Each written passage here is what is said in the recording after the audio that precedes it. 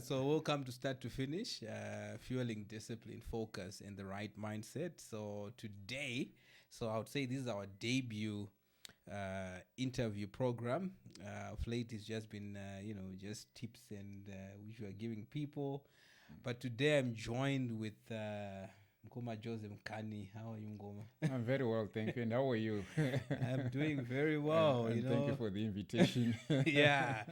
So you are the first one. So whether people are going to like it or not, well, it's all about what we're going to say today. But I'm sure they are going to enjoy the conversation because it's all about inspiring, our community, sharing insights about the journey, because this program is called Start to Finish, fueling discipline, focus, and the right mindset. I think those three principles are very key, to success in life, in business, and in everything. So, yeah, it's about inspiration. So that's why we are here. So today we're just going to have a conversation, dig into your life, the journey that you have been through up to this point. I know I've known you for more than a decade.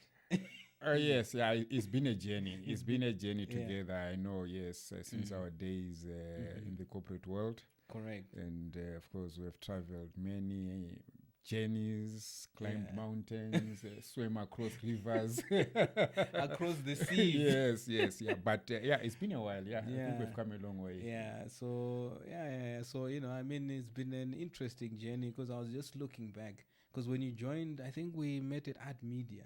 No, not Ad Media, advertising industry. Yes, that's where we met, in the sales department. In the sales department. Yes. You were coming from MultiChoice.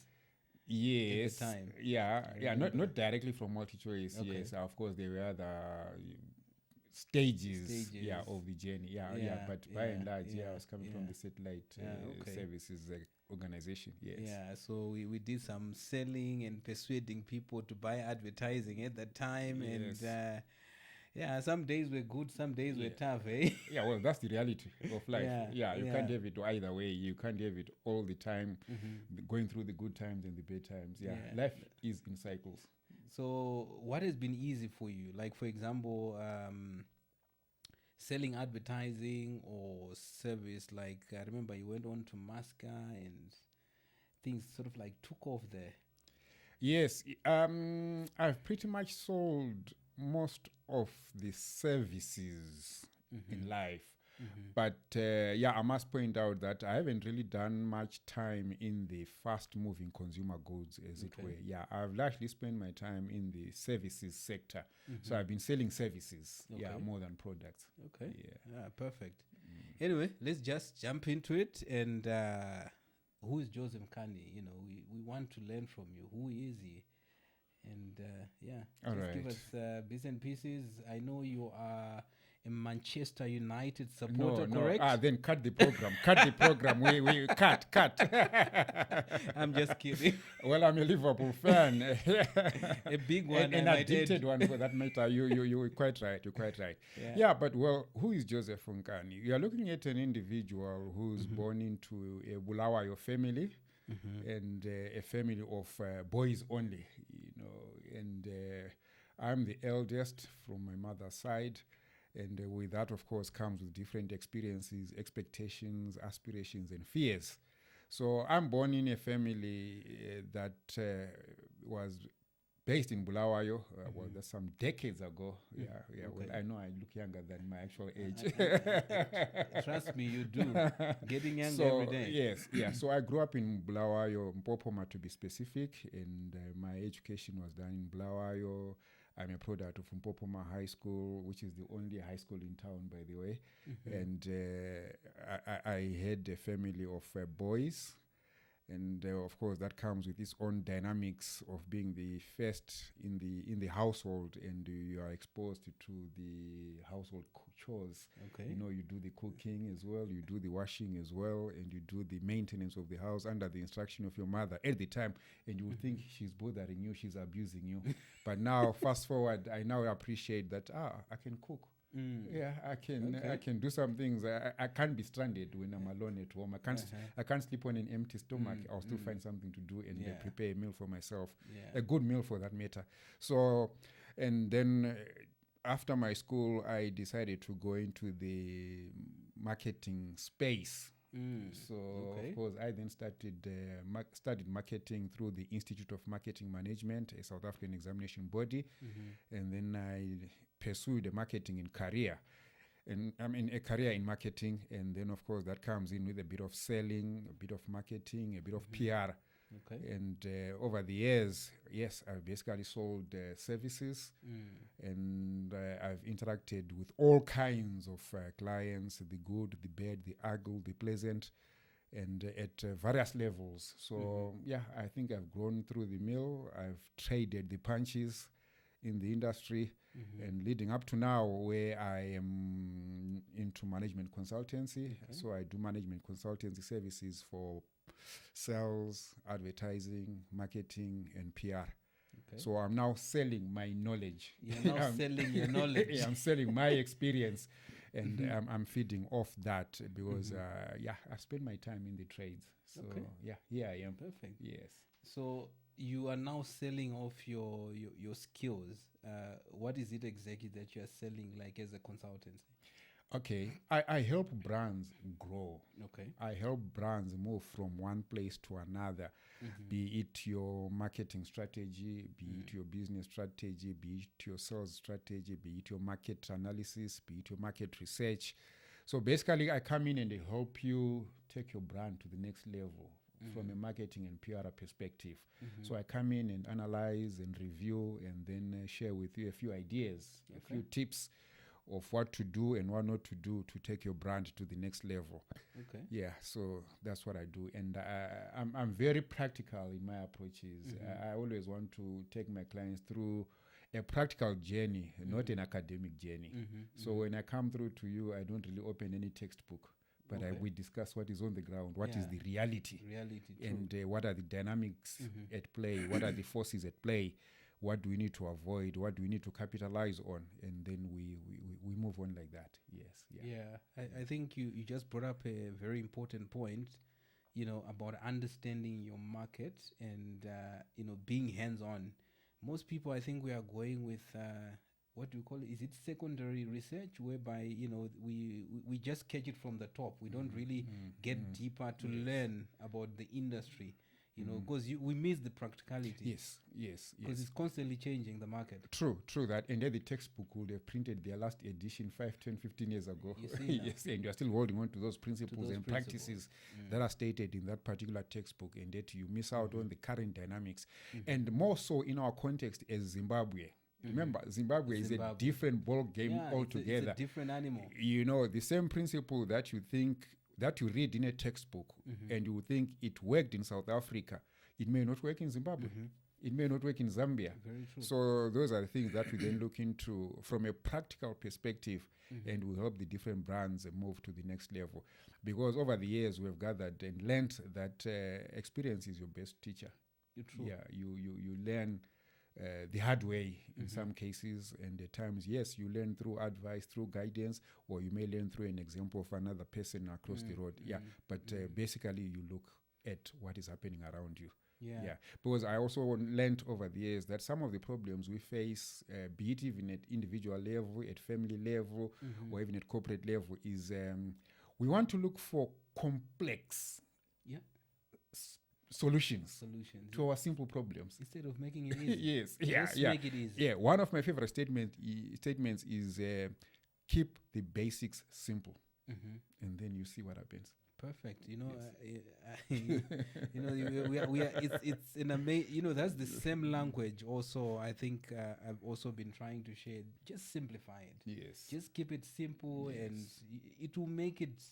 It will work it out on its own. Because if you just want to complicate it, because we are thinking of these grand business ideas, and you're scratching your head, and when you see it, it makes sense. It makes you smile. Whenever you're sleeping at night, but when you wake up, in reality, you see that it's not tangible. It's not even working. It's not even producing your desired results. So let's simplify our lives. Let's simplify our processes. Let's simplify our thinking. And there's a saying which goes, simplicity is the new sophistication. Yes. Yeah. You've just completed it. You know, and you mentioned something about something. When we maintain the old knowledge, it's as if we are referring to something that has already expired. Where I'm coming from is when someone goes to university, the world is moving at a very faster pace, whereby by the time they finish their degree or the information that they have acquired, it's useless. Yes. Yes. It's not relevant. You have got a marketing degree, but it may not really be relevant on what's going on the ground. Yes, yes. There's a big difference between education and knowledge. Mm-hmm. Right. Okay. Break it down for us. When you are saying I'm educated, it means okay, I've gone through the modules, I've gone through the course, I set an exam, and I achieved a certain threshold of marks, which then warranted me to be given a piece of paper that I will hang behind my wall. Okay. Right. You are educated. Yeah. Well done. And we clap hands for you. And then there's a dimension where we say this area now needs knowledge. Okay. You need to be knowledgeable. Cool. Yeah. You need to exhibit an appreciation of what goes on, how things work, what time it is, what season it is, and what is needed. And that's knowledge. Wow. Yes. Wow. So knowledge then becomes, in my view, goes beyond and will be more important. If I may paint you a scenario, let's look at someone who studies motor mechanics, and they've gone through the entire apprenticeship program, and they have their graduation, and we pour oil on them, and we're celebrating them, they've graduated. But give them a vehicle, and it has a problem, it has to be fixed. They may fix it properly, they may fail to fix it. Correct. Or they may fix it properly, but then it's not for the long term. It was a short job. It has to come back again the following 2-3 days for another recheck. But then you have someone who then has a general aptitude of cars. Yeah. He would learn by watching a qualified mechanic. Correct.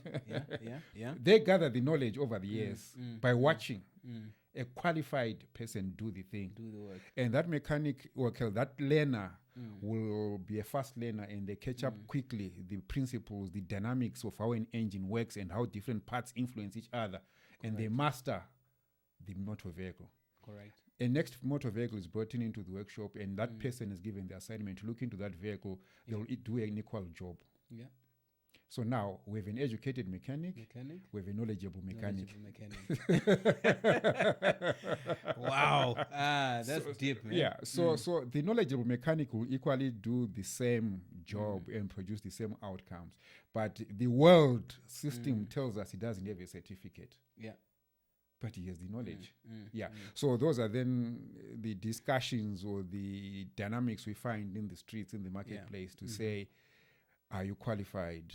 Are you certified? Are you knowledgeable? So what would you rather have? That's quite interesting. Yes. Like what you have just said. I remember we had a truck for our workplace that we use for our business errands. It was giving so much problems, eating too much fuel, and it was a very small problem. But we had this long time mechanic that we were using that time, and they kept touching different parts, and they couldn't really figure it out. So I was then referred, no, why don't you try this other guy? I think he's really good. You might just like him. I said, cool, let me try him out. And I remember trying him out. The first time he said, okay, bring the car, start it, do this, do that. He said, this is actually a fuel pump. Yes. That's why your car is having problem. It's not pulling the way you want. It's just fuel pump. Yes. And guess what? We had spent so much more money. We only had to spend, I think about $20 for the fuel pump, fixed it in, boom, and we were going. Yes, you know, you see. I think we So yeah, so that's a knowledge dimension. Knowledge dimension. Yeah, that's a knowledge dimension. Yes, because that person has gone beyond the academic dimension, correct, the certificate dimension, but his skill, his knowledge is what set him apart, and which of course speaks to what we are discussing today, starting to finish, living life with the end in mind, correct, producing results, producing outcomes, solving life's problems, which is that's our mandate. Yeah, that's very true. That's at the end of the day, that's what we want. It's all about, because for progress to happen, I think it comes back to learning. What are you learning every single day? If you are not learning something that moves you forward, you are still learning, but you are learning something that continue to deteriorate your progress as a human being. So I've been I think late last year, I just started asking myself so many questions which I've never asked myself before. Where I am in life, and I was looking at the next 10 years, where I want to get to. I just started learning. I just started going on internet, YouTube, just picking up and just building my knowledge base. Because I think I'm one of the person who, when we left our the school days, you did a course and that was it. Not really giving yourself time to learning, spending too much time on social media, doing nothing and adding value to nothing. So I've really found that development, that knowledge gap that we have, you are from school to where you are. You see, you are not excelling or you are not being promoted at work. It comes back to that gap. What are you doing? And I've seen guys going from first degree, second degree, masters, and I'm still at the same position. I'm wondering, this guy is moving. And the moment you move on your education, again, you also upgrade in terms of most probably your lifestyle and your work potentials, that kind of thing. So really quite interesting. Yeah, I hear you. And you have actually brought in another element which I think strongly, for that matter, we should look into to say, how do we define our career paths? How do we define our academic journeys? What do we strive for at the end of the day? Because I've seen over the years that out there we do have people that have taken up studies that may not have been in line or in sync with their expertise, their passion, and their desires. And at the end of the day, you get someone who then graduates from school and they pass on the certificates to their parents and say, okay, you guys wanted me to get this degree. Here is your degree. Here is your degree. Yeah, I've done it. Yeah, I'm now pursuing my career. I'm now pursuing my passion. So I think those are serious conversations that I think we should start having amongst ourselves. To say what really do we want to do and what really adds value to our lives and is our curricula in line with what we want to achieve as a people, as individuals, as family, and even as households. And then I think we can help ourselves, because you also want to understand that even historically and politically, the education system in our context in Zimbabwe was designed to make sure it produces an employee. And that's very true. Not an entrepreneur, not someone who can be in their own space, who cannot go up even the corporate ladder. But it was just a political dispensation at the time, of course. We need to understand that. But what I'm trying to say is that we need again to review the national conversation, review the global conversation to say what are the dynamics at play, what influences certain narratives in the way we live our lives. Is the conversation promoting my personal interest as an individual? Is the national conversation promoting our aspirations as a family, as a household, and even as a people? So we can then learn a lot of things from there, and then we can begin to guide even our children as they grow, identify their talents, identify their strengths, and then we navigate and promote them in their journey so that they achieve what they are destined to be in life. Yeah, which brings me to something else, which is called mentorship. I don't know what's your take on it, but I think mentorship is one of the most important thing. I think from childhood growing up that someone needs, and our school system doesn't have that structure. You realize international universities, there's a mentor, you're given someone who you can go and talk to if you want. There's always that platform, Yes. and I see that gap. We lose a lot of time doing it yourself, making a lot of mistakes, learning from them. I look at myself, there are certain things that I'm like, you know what, maybe business wise I could have achieved if only I had a mentor. Yes, agreed. Yeah, agreed. I don't know what's your take on mentorship and its role, maybe to the future generation as well. Yeah. Mentorship is a very key function that we need to activate and look into closely.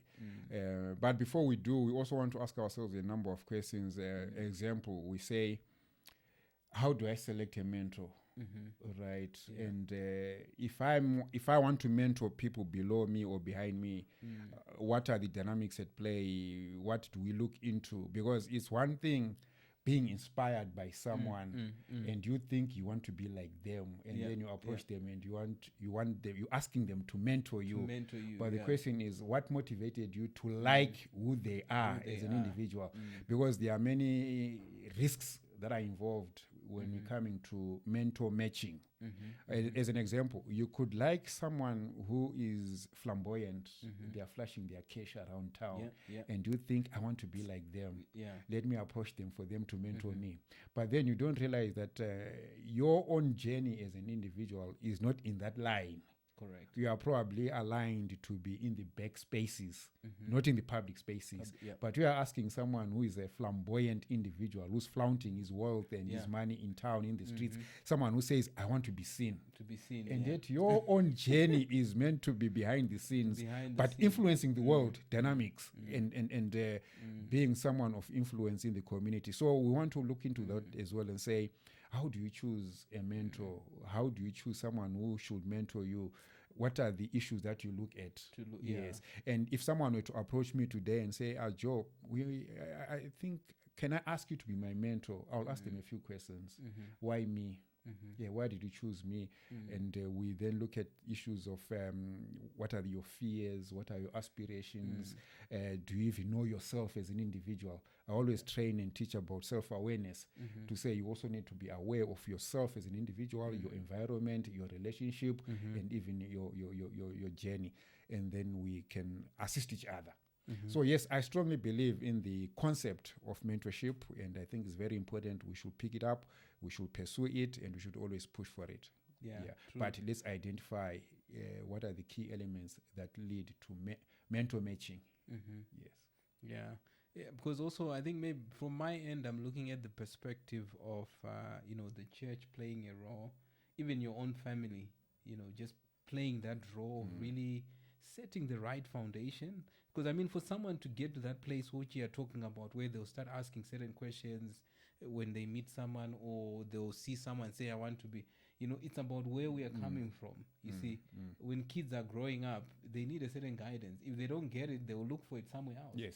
You see, so that bridge, I think, becomes very important. And I remember at one point at the church that I used to go to, there was those like business meetings where you are guided, or you are learning some knowledge. At least you are getting the foundation. If you then want to further it into reading books and doing other things, at least that platform is there. I think I find that to be more important to have, just to be shaping someone to then eventually get to that place where they accomplish. Because you see, the journey has its ups and downs, has its challenges. Sometimes you think of giving up, and I know I've given up so many times, then only to realize later on, hey, why did I do it? I should have just pushed through that thing.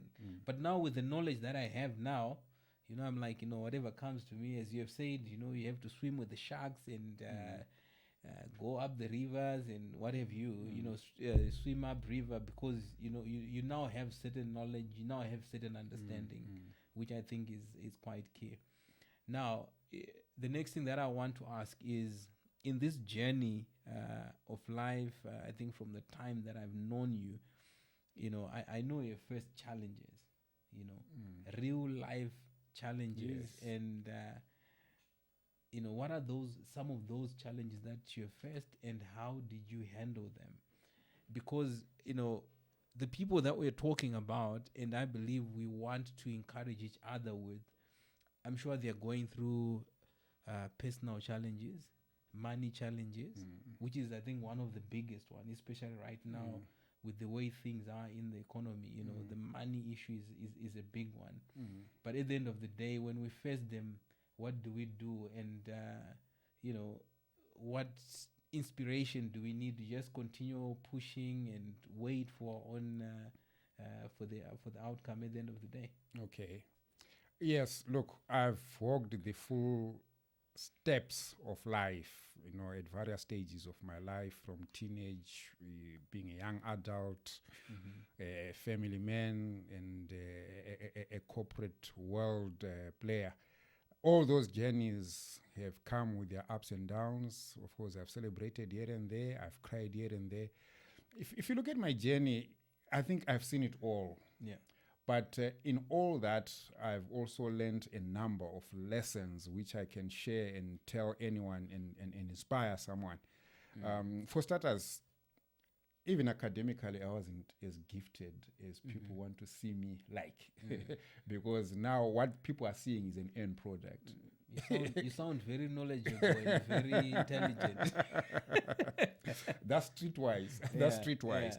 Yeah. But I wouldn't lay a claim, excuse me, that I'm one of the academically gifted individuals in town. Yeah, because I struggled with my classes, mind you.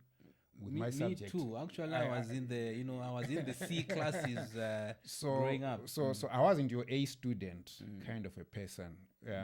So I would take classes, I would repeat classes. But in all that, you realize that you are kept pushing by your parents or by the system around you. You are kept pushed to persevere, to keep pushing until you get there. And that has been my academic journey. I'm not an A student, but of course I've hoped my way along the way up to where I am today. And then if you look at even my career, I've lost jobs. I've gone through different seasons in a work setting where at times you get suspended, at times you then get reinstated, at times you are dismissed, at times you are told we no longer need you. All those phases I've gone through. And then even from a social life standpoint, I've gone through sour relationships, which even included divorce. I've gone through a divorce in my lifetime, and which is something that really devastated me and took a toll on me from social circles. And that was when I was within my mid-30s, just shortly before 40. I went through that difficult time in my life. And it changes your whole perception of life, and it teaches you rough, real lessons in life. And then when all is said and done, you look back and you say, okay, fine, what did I do wrong? What did I do right? What could I have avoided? And then you begin to tick the boxes and learn your lessons, and you move on. So basically, I've gone through all the ups and downs, be it career-wise, social life, even academically, but here I am. The point is, I didn't give up. I learned my lessons, and I've used those lessons to elevate myself to the next level. And in all that, one of the key things that I've learned is I don't regret. Don't regret. If you go through a rough patch and you pay the price for your wrong decision or for your wrong action, don't regret, but rather learn from the experience. Sit back, relax, and do an audit and ask yourself real, hard, serious, honest questions. And from the honest answers that you give yourself, you realize that you pick up a few lessons which can elevate you to the next stage. Yeah, I think like what you said, real hard, honest questions. Sometimes we are not honest with ourselves. Yes. You know, Yes. we don't take that time to really zero down and saying, okay, on my part, I think we are more wanting to blame someone else for my situation. Agreed. Yes. You know? That's one thing that I've also learned. Yeah. Take ownership. Ownership, yeah. Don't blame the next person, even if you are an aggrieved party in a situation. True. You are the aggrieved party. You are the one who's been disadvantaged. You are the one who's been deprived. Don't blame the next person. Look inward and say, okay, fine. What did I do wrong to allow this situation to happen to me? And then you take ownership. So don't blame anyone. Don't regret. Take ownership. And then you find that you end up being a better person. Because in life, I think ownership is one of the most important.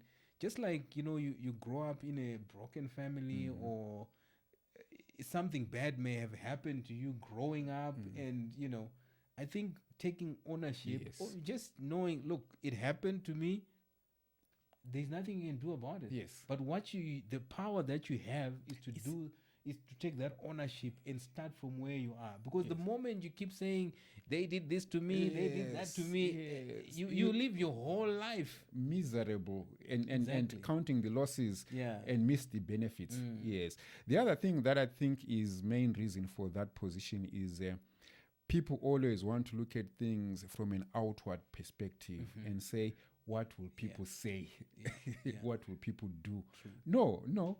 It's all about introspection. It's all about introspection. It's all about yourself. You know, find inner strength to pick yourself up, and then you move on and elevate yourself and get to the next level. True. Because I'll tell you what, people will always say something, whether it's the good, the bad, the ugly, whatever you do, there's always going to be a divided opinion. You do well in life, someone will clap hands for you. You do well in life, someone will have a thumbs down for you. Yes. So then who do you listen to? Ignore the voices, listen to your voice. True. And then you go put blinkers and walk ahead and walk on. Wow. Yes. So that quiet time is necessary where you go through those introspection and give yourself the power. You know, don't give someone else the power, because you are in control at the end of the day. Yes. I like this statement. We say, I'm the master of my destiny, the captain of my fate. Yes. You know, I drive that ship in any direction. So if I'm going to hit the wall, it's on me. Yes. It's not on anyone else. It's not my parents because they abused me, or it's not on anyone else because they said the wrong word to me. Yes. It's on me. So I think it's about taking that ownership. Another thing that I want to ask is, were you ever dismissed from work? Do you have a certain scenario where you were saying, thank you, but your services are no longer required? Yes, I do. Yeah, I remember. There's this one organization where some of my personal problems at home encroached into my workspace. Yeah. And then, of course, one thing led to another in the conversation with the HR. I was a sales manager at the time. And then, of course, I remember the conversation with my HR manager at the time where we had a mutual agreement of what was happening on the ground was beginning to affect my workmates because the situation from home had actually infiltrated my workspace.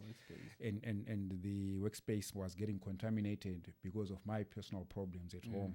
And then that conversation then looked at various options, and in the end we then agreed that my stay at that particular organization was no longer tenable. And then I was asked to leave. Wow. So I didn't leave that organization at my own will or on my own volition, but I was forced out because I still believed I still had something to offer to that organization. But one thing, my well was poisoned, and then I lost my job. In the process. So now, marriage is on the rocks. You lost your job. Yes. What happened next? Right. What happens next is you of course you cry. You go through a season of crying and counting the loss and pondering what the future holds and saying, oh, this is the end of me. I'm done. Yeah. But I will be the first one to say I never contemplated suicide. Yeah, that was beyond me. Yeah. I had this fire and flame in me that still believed that I still had a chance to life. I still could pick myself up. But what I did was I said to myself, I reflected on a story in the life where Jesus spent time in the desert, right? To say, John, life in the desert, to say there are times when you want to get away from the crowd, right? The crowd is there and everything's happening. The marketplace is there. People are having conversations and trading and their lives are happening. And here you are bleeding and you are the only one. And by the way, that drama happened while I was in Harare, and the cluster of my family is in Bulawayo. Yeah, so here I am alone in Harare, and I'm saying, okay, what do I need to do here? So I then say to myself, let me pull myself out from the marketplace, from the conversation in the streets, and rediscover myself, recalibrate my thinking, restructure my way. And then I called it, at the time I called it the desert moments. And I deliberately decided to be away from the public spaces. But one place that I didn't leave was the church. Yeah, one place that I didn't leave was the church. And I told myself, I'm not even going to change the church. Because this church knows my story. So now, do I get away from that church and go and fellowship elsewhere with people who don't know my story? And I said, no, I'm not going to do that. I'll still maintain going to the same church, and I'll still maintain my regular presence within the church. But what I stood down from was serving.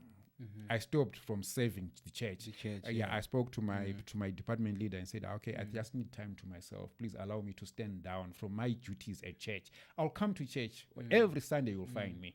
But I'm not going to be actively involved in serving in the department that I was serving at the time. So, but I was aloof from the rest of the world. But when I go to church, my life is normal. I fellowship and I have a good time. But of course, I could miss the activities that I used to enjoy. Like as an example, here is a single guy, or here is a divorcee, not a single, here is a divorcee, and you are hearing that there's a couples event happening. And you're sitting there and wondering, I should be part of that trip. I should be part of that seminar. I should be part of that meeting. But here I am, broken, bruised, and down. But I'm re-energizing myself to pick myself up and move on with the rest of the pack. But of course, with the grace of God and my attitude, my view to life, and my inner strength, I rebound and started on a new relationship, which I'm still in at the moment, and happily so. Wow. And it's like when we got together, I told myself that, okay, I'm in this relationship, I've got areas to cover. I'm in a relationship, in a debt of a relationship, so I need to cover up the lost time and make up for the lost time. And now I'm in a happy marriage, and all is fine, working well, and living the life. Wow, that's good. That's awesome, man. I think from what you're saying, what I'm hearing is, when you're in a good place, when things are happening, when you're on top of the mountain, it's important to prepare yourself. Prepare the mind, learn as much as you can, belong to a church or a community that would be available at that time, because the family wasn't there, but the church, became sort of like a pillar. And when you're now going through those situations, there's always that voice that tells you it's going to be fine. And because of a certain knowledge that you have learned, you go into the Word of God, you call them the desert moments. Because you read the scripture, then you resonate and say, whatever I'm going through, I'm in a desert here. But at the end of the day, maybe I'll be like, who was that who dug a well in the dry season? Is it Isaac? The son of Abraham. He dug a well like it was desert, it was dry. And speaking of which, when I said I was in a desert moment, my family, of course, the family will always be there for you. True. But I dismissed them. Yeah, I want to put that on record. It's not like they were not there for me when I needed them. I actually dismissed them. And I said, guys, I'm going to handle this thing alone and my way. I'm trying to highlight the fact that I took ownership. Of my mess. Yeah. I took ownership of my problems and I said, I'm going to solve them on my own. And I shut out my family and said, guys, just stay out of the ring. I'm going to box this match alone. Just provide me your prayers, cover me in your prayers, and just give me moral support, but don't be engaged in the fight. So, and I appreciate the family also gave me that kind of support. But I said, I'm going to do this on my own and on my terms. Yes, because I wanted to paint a situation where even in future, my family members will not be blamed for anything that or be accused for influencing me. So that's why I then said, I'm going to manage my divorce situation from my own perspective and on my terms. And then I initiated the divorce. And then the family was kept away from that for the simple reason that I didn't want my family to be blamed. I didn't want my family to be accused of influencing me. So I took ownership. So the point is, I took ownership of my situation and I set the rules and I applied the strategy. Yes, on my terms. Okay. So what advice would you give for young couples? You know, what is it that will make people stay together, one, and to avoid divorce? Obviously it's a painful thing, because you'd have invested your time, there are children involved, but when this thing happen, it disrupts a lot of things in one's life. Yes. I think one problem or one myth that people have out there is that marriage is glamorous, marriage is rosy, and it's not. And the second thing that people always make a mistake of is to expect your partner to be like you. There's nothing like that. Because you are dealing with two different individuals who have two different backgrounds and different upbringing, different aspirations. But here you are, two different people trying to live one life. So definitely, and by nature's design, you are bringing two people with different ideologies, different ideas, and different approaches to try and live the same life. But what I then always tell people, which I'm also telling people now, is don't spend time looking at the differences, your differences with your spouse, but rather celebrate the similarities. That's number one. And number two, you also need to be careful and strategic on how you handle your differences, because you're not always going to argue all the time. So remember, I'm saying you are dealing with different characters trying to live together. You are two different adults trying to live together, and you are going to have different views to certain situations, but then how do you navigate that terrain? Acknowledge your differences and accommodate each other's differences, and then you realize that some of the problems can be eradicated. So celebrate your similarities and accept your differences. I'll give you an example. Like now, with my wife Virginia, I've noticed what she does well and better than me, and there are areas which I do better than her. So we have then come to a position of understanding those differences and our strengths and weaknesses. So she now leads the house in the areas of her strength. I lead the house in the areas of my strength. As an example, Virginia is more prayerful than me. Virginia is more disciplined financially than me.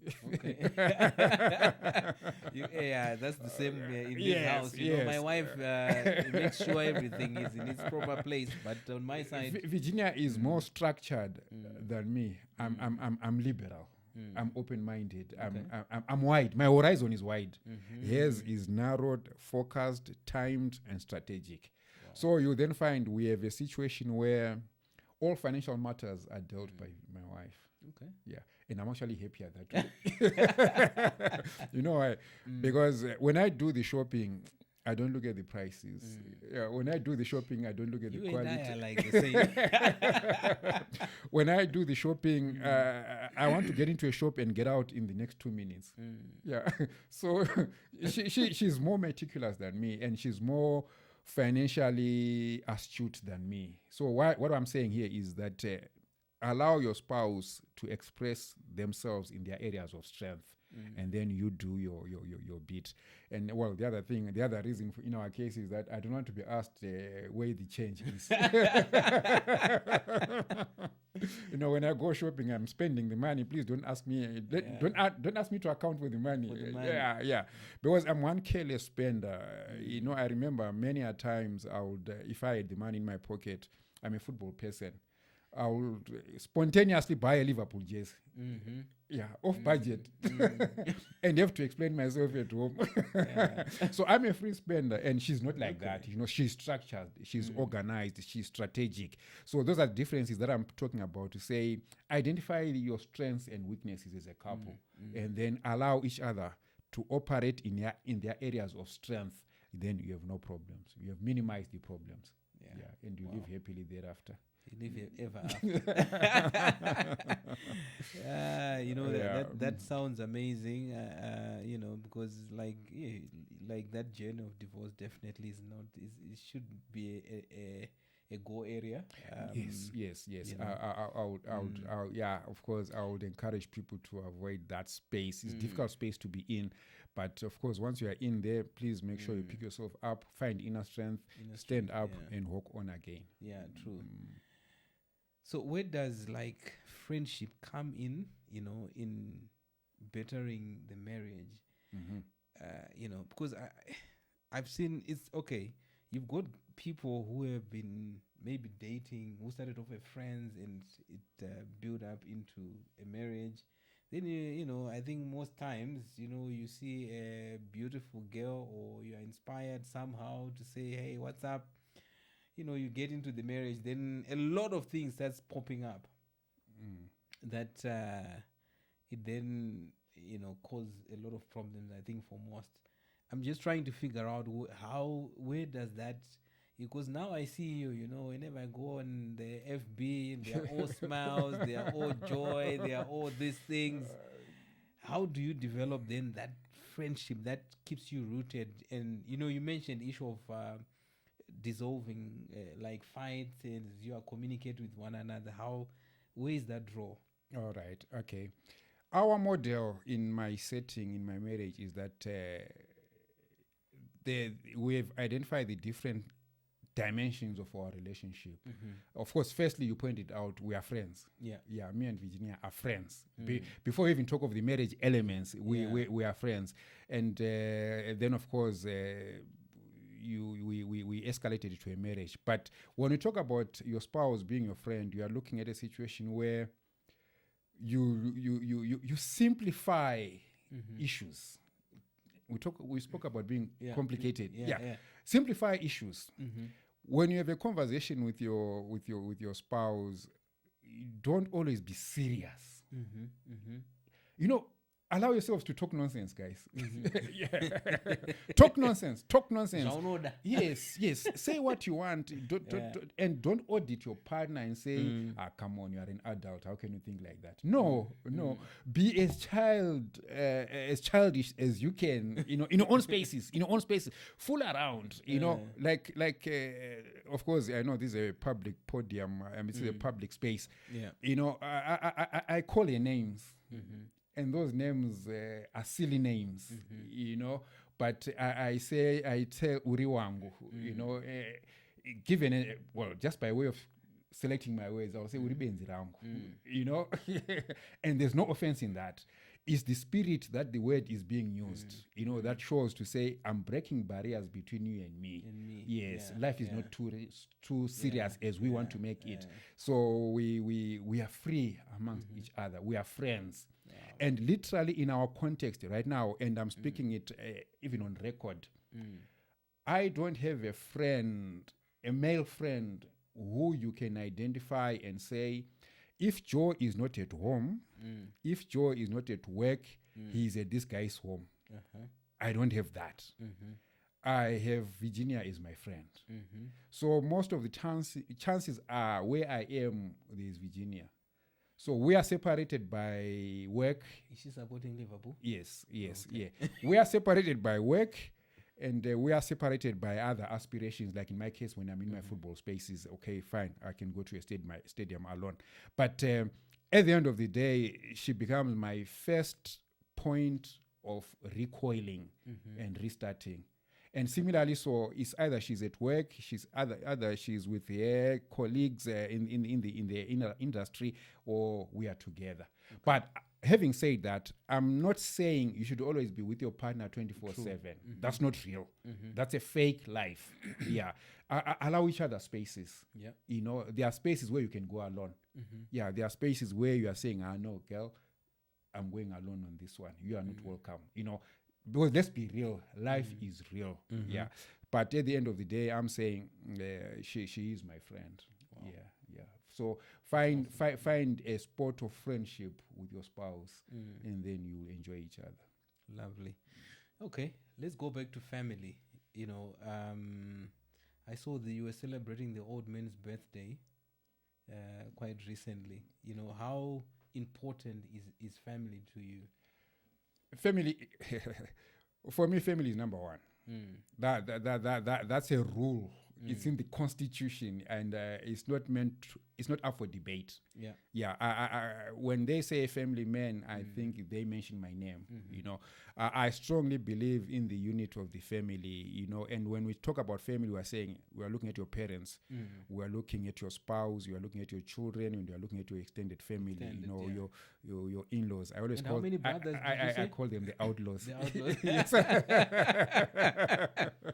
So you are including that constituency in your network.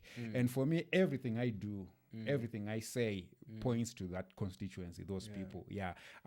Anything else? I remember when I was telling some colleagues at work, when we are leaving work, I always joke and say, guys, I'm now going to people who matter more than you guys. Yeah. So you can't delay me from leaving. I'm going to people who matter more than you, my workmate. As a workmate, you don't matter to me. And it's on record, and I don't withdraw that statement. You are my workmate. But people who matter most to me is my family, and I would expect people even to have that kind of perception and attitude. Treasure your family. Yes. Anything else? A lot of time with them. Yes. I know you visit the old men very regular. How often do you? Because most people, he's passed on now, but my mother is still there in Bulawayo. Yes, okay. He's still there in Bulawayo, and of course, a couple of months will be a long time before I visit here. By there, I also have Mama here in Harare, my mother-in-law, but we call her my mother.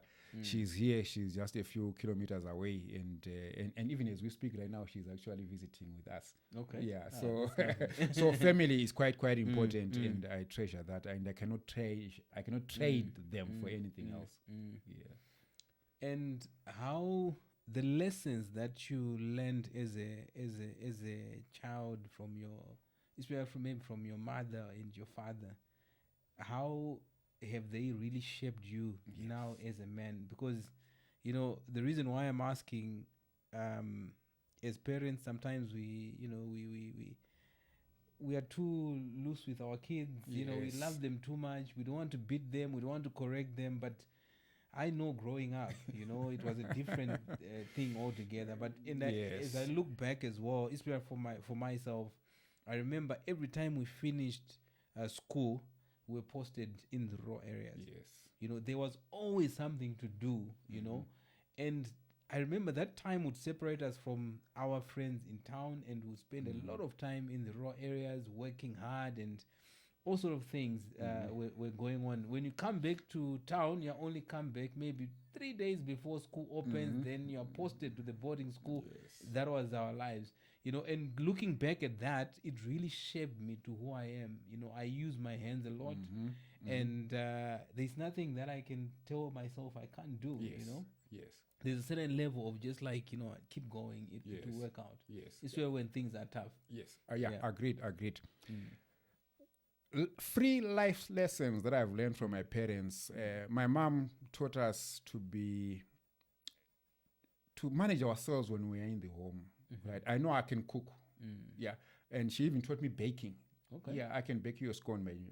Yeah. Okay. She taught me how to cook. She taught me how to do my laundry. And she taught me how to do even the ironing. Yeah. So my mother taught me key household skills that I can do. Wow. And then from my father, the free life lessons, and may his soul rest in peace. He taught me one principle where he said, don't be a bother. His message was, don't bother people around you. And by that, he meant to say, don't be a burden on people around you. Make sure you sustain yourself. Make sure you run your own lives without being a bother to the next person. Of course, we know in real life, there are times when I need to come and ask for assistance from you, Kuda, and say, oh, Kuda, please, can you assist me with this? But my default lesson from my father was, don't be a bother. Don't ask anything from the next person. Okay. Sustain yourself. Accept what you don't have. If you don't have a pen, I mean, if you don't have a car, don't bother the person who's got a car. Okay. Of course, there are times when you may need a ride. But support, his message was to say, teach yourself to live without a vehicle. Teach yourself to walk. Until you can afford it. Yes. Until you have your own means of doing life. And then the second thing that I remember vividly, I've been up to now, is our dad taught us timekeeping. Okay. My dad will never get late. He would never get late for any appointment. Yes. And I guess it had to do with his occupation. So even up to now, I respect time like no one else. Wow. If you tell me it's 10 o'clock, I'll make sure I'm there by 10. I'm one person who actually falls sick if I run late for an event or for something else. If church starts at 9, if I get there at 9:15, I feel sick, I don't enjoy the service anymore. I've already disconnected. I've already told myself, no, this is not right. Yes. If I have a meeting with you, I make sure I'm there on time. So in terms of timekeeping, please, if you have to deal with me, please respect time. And that's a lesson that I learned for free from my late father. Okay. Awesome.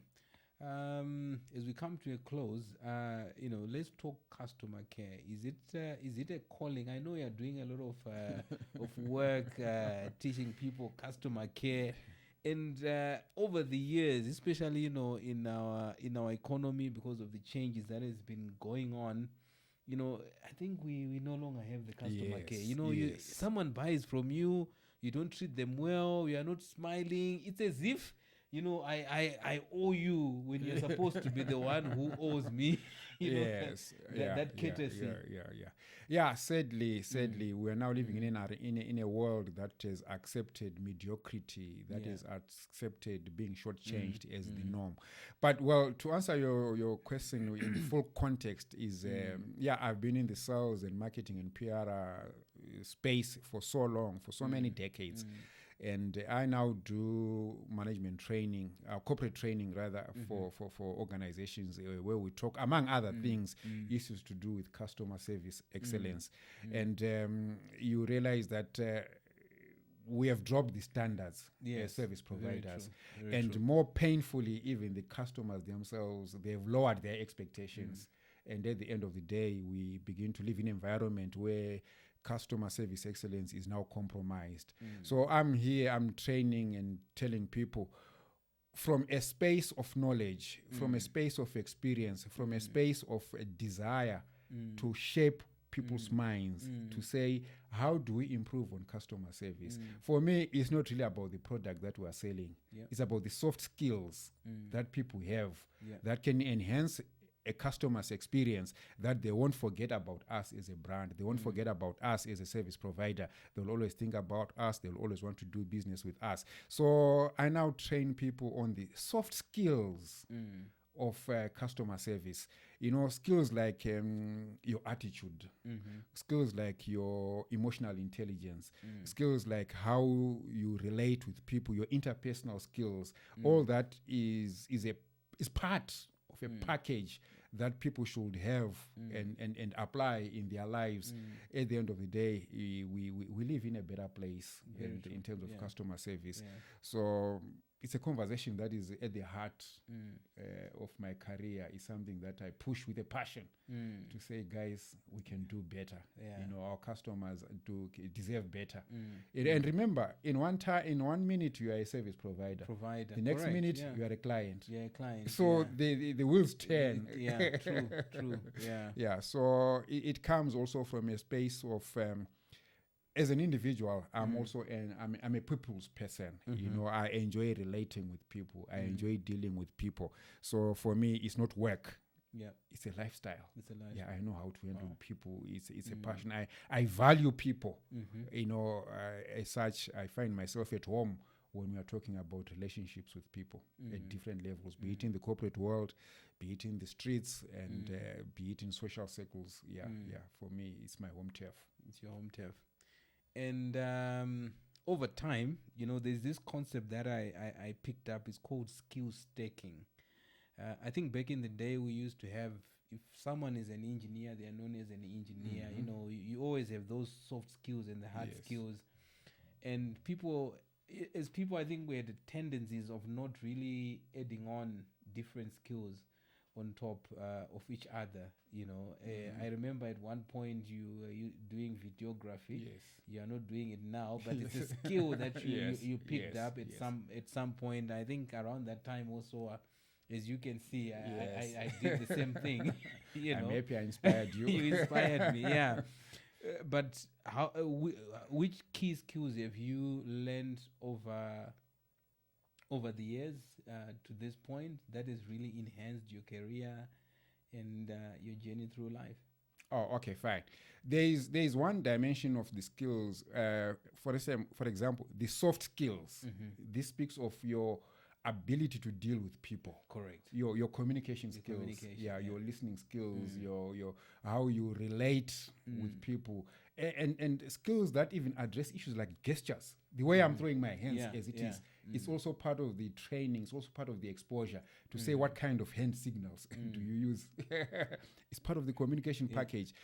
You talk of how you package yourself, how you brand yourself with people. It speaks of your attire, your grooming.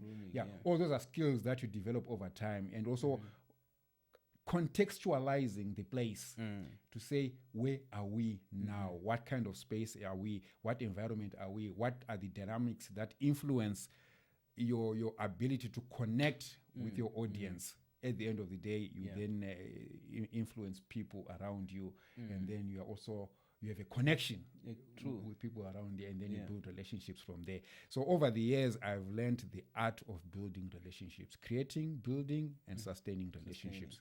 Wow.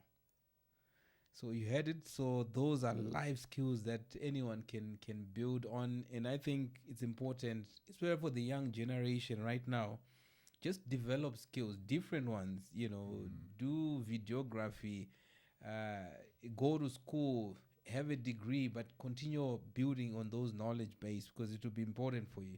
So today we had an opportunity to sit with Mukoma Joseph Nkani, sharing his story, his journey, where he has been, and up to this point. And I would say, I'm enjoying myself here, learning. I hope you're going to enjoy what he had to share with us today. So Mukoma Joe, thank you very much. It's been a good couple of minutes. I wish we had more time. We can go for hours talking and learning from each other. So thank you very much. No, it's my pleasure, Kuda. Thank you for allowing me the opportunity to just share with you my life, my experience, as well as my thoughts. It's a pleasure, and I like these kinds of conversations. Let it not end here. True. We definitely. Can always have another opportunity or even another space. I'm willing to engage because I believe I now call myself a teacher. I teach people in terms of mind setting. I think I want to influence thinking out there. I want to be a disruptor in the way people think. Think differently. Very true, and that's the only way we can. That's the only way it becomes a game changer when we think differently. In everything that we do. Okay. If you had to give advice to your 20-year-old self, what lessons do you want to leave them? maybe 2 key lessons that you want to leave them? 20-year-old self,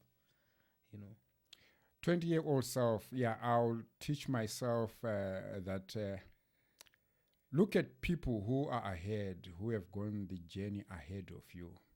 Learn from them through watching. Okay. Right. I said I've learned the hard way. Some of the lessons I've learned in life have been through personal experiences. But if I were to rewind the clock, I would choose to learn through other people's experience and let them learn the hard way on your behalf. Let them pay the price on your behalf, so that when you get to where they are now, you know what issues to avoid, what to take, what to do, and what not to do. Yes. And then the second lesson that I would want to teach myself as a 20-year-old is take it from yourself. Inspire yourself, motivate yourself, live life according to your terms. Because I've realized that most of the problems we have in life is we live life according to someone's terms, according to someone's ideas. But Joe, live life on your terms. On your own terms. Yes, you determine your own parameters. This is what I want to do, and this is how I'm going to do it. Because people will always say something, whether you do well or you do bad. But instruct your own life. Perfect. Thanks, Mukoma Joe, for your time. You're welcome. Yeah.